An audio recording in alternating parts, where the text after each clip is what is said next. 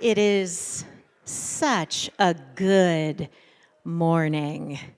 Can we just claim that? This is a good morning. Yeah. And almost exactly 3 hours ago, we entered into one of the most important moments of the year, the winter solstice.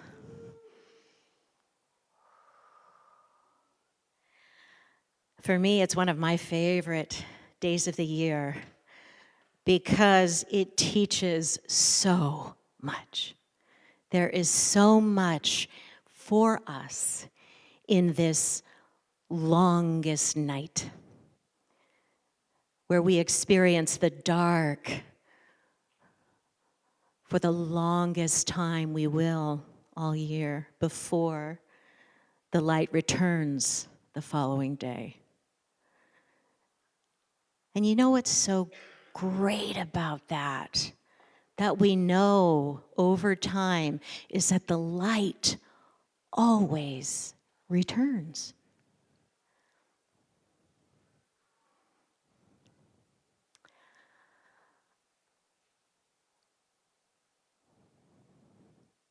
The gifts of winter solstice are many and plenty.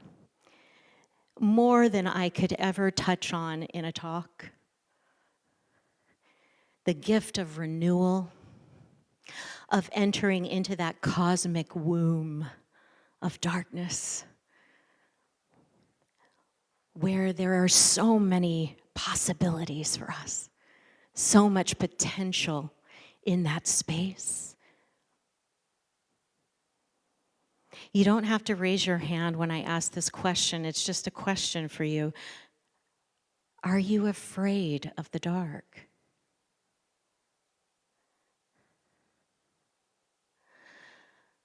Because I think in our culture, in Western culture, we're so conditioned to be out in the world, produce, produce, produce, rush, go, do this. Hey, this thing over here, you need this thing over here. You want this thing over here. You better be this thing over here. If you're going to be anything in your life, you better do this thing over here. Am I the only one? For some of us, we're not used to just being with the dark. And so winter solstice is an invitation for us to be with the dark. There is a wholeness to this. There's a wholeness in being with the dark. Some of us get addicted, I know I have been, to the light. It's all light. It's all good. It's all good. It's all good. Now, in one perspective, in our spiritual perspective, we know that from that soul spiritual place, it is all good. I am trusting in the divine unfoldment. I'm trusting in that divine timing of all that there is. And within that, there are seasons. There are seasons in nature. We are part of nature. We are the light of the stars. We are the dirt. We are all of that. And when we can embrace that we are all of that, we are the light and we are the dirt, that's when you come into full self-love, because you embrace the wholeness of who you are, not just the parts you like, all of you. This is a time where we are invited to release, to let go of what has been. I'm so grateful for the seasons. I'm so grateful for nature and her teachings. Releasing what has been and to go into this space where we can just be in that cosmic womb of potential, these seeds of potential, of what wants to be known for us from our very soul, what wants to be grown, what wants to come forth. But how do we connect with that unless we're also releasing what no longer serves us, what has been? And you can release that with tears. Let it go. That's so good. Let it fully go, whatever it is. And come into the stillness of your own being to connect with your soul. And nature, in her wisdom,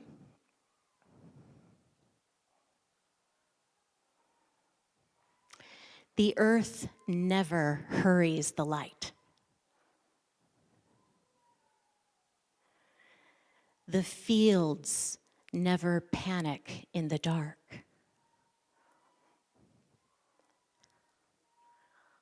There's one right now releasing. Aww. Yeah. Of all the gifts that were coming to me to speak to today about the solstice, and you probably know this, solstice means still sun. The gift that I wanted to speak to today is the gift of stillness. This practice of stillness. It can be in meditation, but it doesn't have to be. The stillness where we stop moving. We go into the silence. That's the invitation right now for us in this time.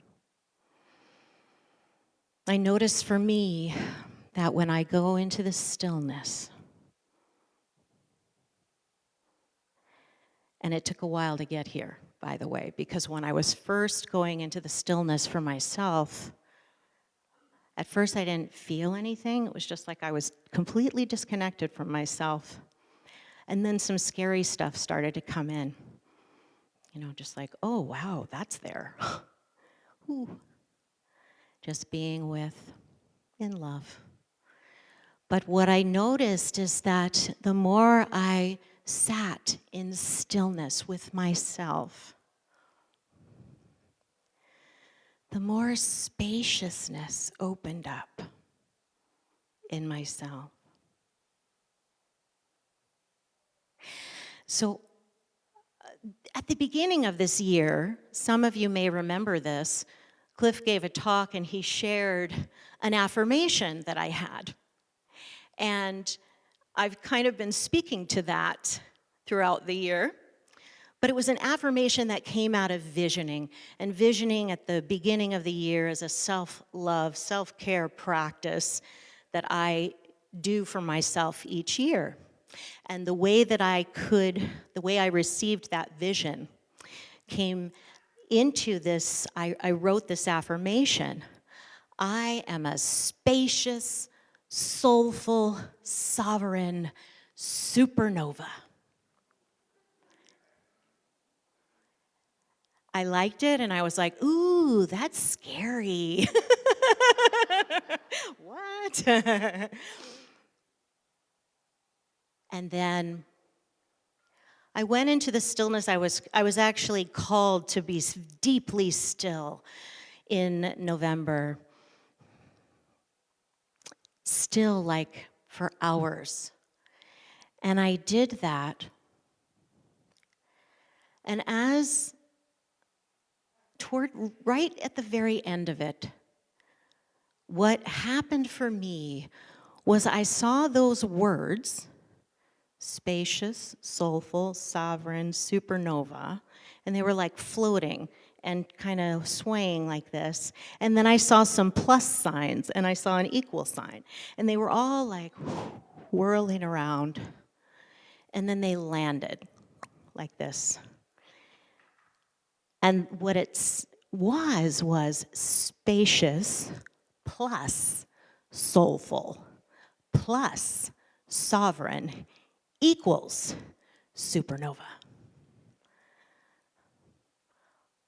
Oh, it was a recipe. These are the ingredients for supernova to reveal, emerge. And I started really deepening into that. And what I could see was, yes, when I go into the stillness, that creates that spaciousness within me. And I was confused a lot of the year because I was working on spaciousness, and I had gone into kind of a fix-it mode. I gotta shift things on my schedule. I have to do more of this and less of this. And, trying to fix it out here, forgetting. I forget all the time. Yes. I can't change anything until I change it here. So went back into the stillness and created the spaciousness here. And I deepened into it a little bit more and what I could feel in that spacious place. I could start really hearing again the voice of my soul, connecting with my inner light, that soul place. I could feel my soul. I was soul full.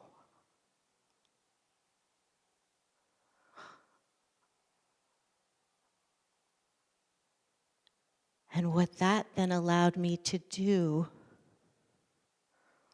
I could see it. My sacred sovereign self, connected to my soul, can now come forward and move out into the world from this place, deeply connected to my soul, moving out into the world here, deeply connected. And what I could see is this is what allows, this actually allows for the supernova, the radiant soul for each of us. It may sound like I'm only talking about myself, but I believe this to be true for all of us. Our supernova emerges and reveals. And from this place is where we know what to do. So we're not doing for doing's sake. All that disconnected stuff that we get into and thinking we have to go over here, the recipe for burnout, right? Exhaustion. We're not connected to ourselves from that place. But even Emerson said this, we're not about leaving it on the mat when we go to that still place, and it's so sweet. Oh God, it's so sweet, that place. But it's not like leaving it there and then getting up and going back to the old habits and patterns. It's bringing it with you. Bringing it, the truth of your being, into the world, into all of your relationships, bringing the light of awareness, the light of who you are, into the world. You know exactly what is yours to do and what is not yours to do from that place. You know when it's time to speak and when it's time to be silent and listen, observe. In that sacred sovereignty, the inner authority, you are not living your life based on what anyone or anything is saying out here. You are solidly in your own inner authority, your being, your soul. Supernova. Supernovas? Are you a supernova? Yeah. Come on now. Are you a supernova? Yes. Yes, that's claiming it. And for me, what downloaded so powerfully came in the stillness. This is where you connect to the depth of your being, your wisdom, and then bring it. In some ways, I think I've been preparing for this talk all year.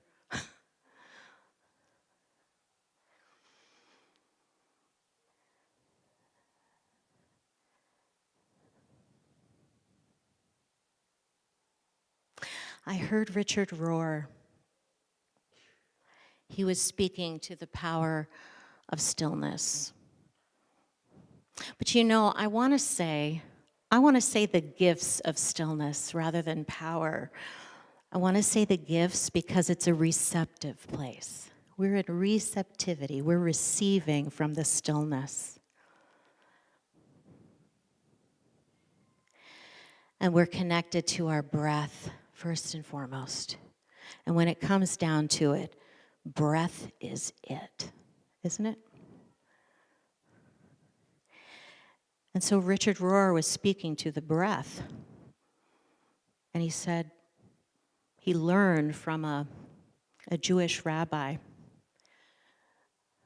that the name for God, Yahweh, was to speak that word. If you speak it correctly, your lips and your tongue don't come together and move. The word for God. And it's like breath itself. Now you want to say spirit or love. Great. We don't have to say the word God, because I know that can be a little for some of us. Because we're not talking about something outside of ourselves, right? It's right here. So, Yahweh.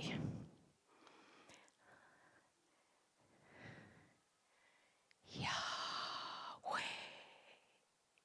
Yahweh. Yahweh. Breath. Connecting with the breath in the stillness. You are connecting to divinity. That divinity in you.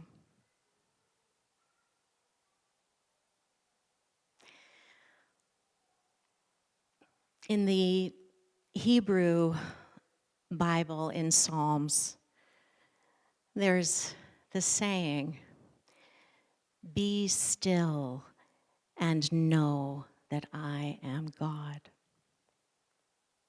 Stillness. I would like to end today inviting you into a practice of stillness. And I invite you to be still today, to take this into your day and let it nurture you, because it's so powerfully nurturing, the stillness. So I want to invite you to close your eyes if it's comfortable, or lower your gaze. And if you'd like to place a hand on your heart, just to support you to connect with your heart, coming out of the mind.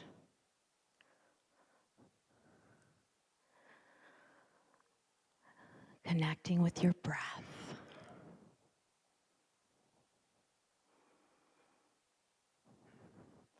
And I'm going to guide you in this a little bit. Be still and know that I am God.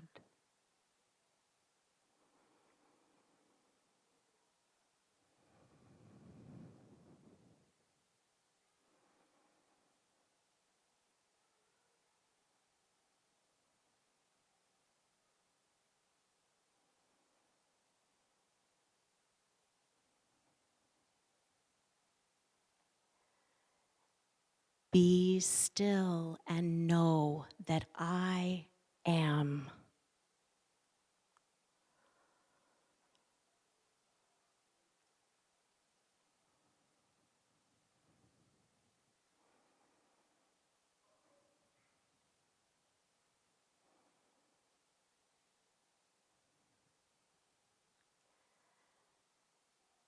Be still and know.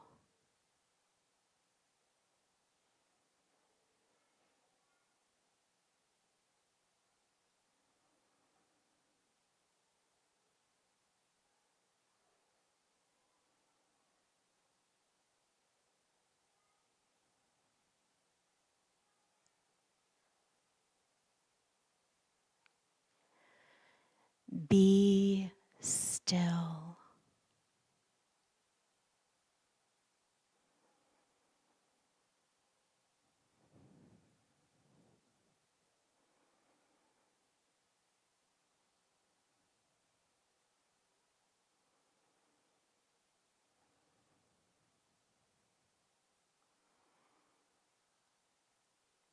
Be.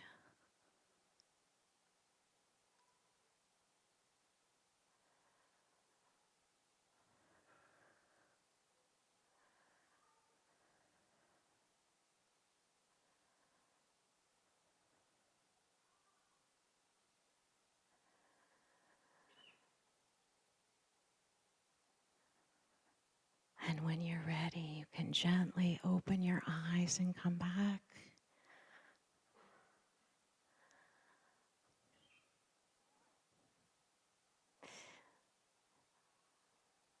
So many blessings to all of you on this special day. May you receive the gifts of this cosmic womb space. And then with the returning of your own light, I know you light up the world. Thank you so much. So much love.